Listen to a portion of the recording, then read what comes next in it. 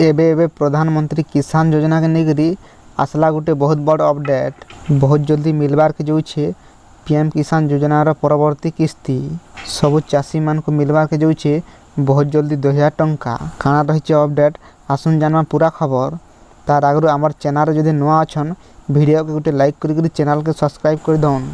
केंद्र सरकार सबु कृषक मान को पीएम किसान सम्मान निधि योजना रे 3टा किस्ती रे गोटे वर्ष 6000 टंका दे आसुचन। वर्तमान सूचना अनुसार मिलबार के जो पीएम किसान 17 नंबर किस्ती टंका। किंतु आपन जदि ई गोटे भूल करबे ताहले आपन को मिलबो नै 17तम किस्ती टंका। देखुन आमर केंद्र सरकार सबु चाषी भाई मान लगी हजार हजार योजना आरंभ करिछन। किंतु इतार भितर गोटे होचे प्रधानमंत्री किसान योजना। ई योजना सरकार 2019 मसीह मूल करथिले। ई योजना माध्यम रे कृषक मान कन्नु केंद्र सरकार के आर्थिक लाभ भी मिली पारुछे। वर्तमान सरकार पक्षरु 16 नंबर किस्ती टंका मिली सारिछे। आसबार के बाकी अछि 17 नंबर किस्ती टंका। किंतु आपन जदि ई छोट भूल करूछन ताहले आपन 17 नंबर किस्ती टंका पाइबान वंचित हेबे। किछि अयोग्य हिताधिकारी माने भी ई योजनार लाभ उठाउछन।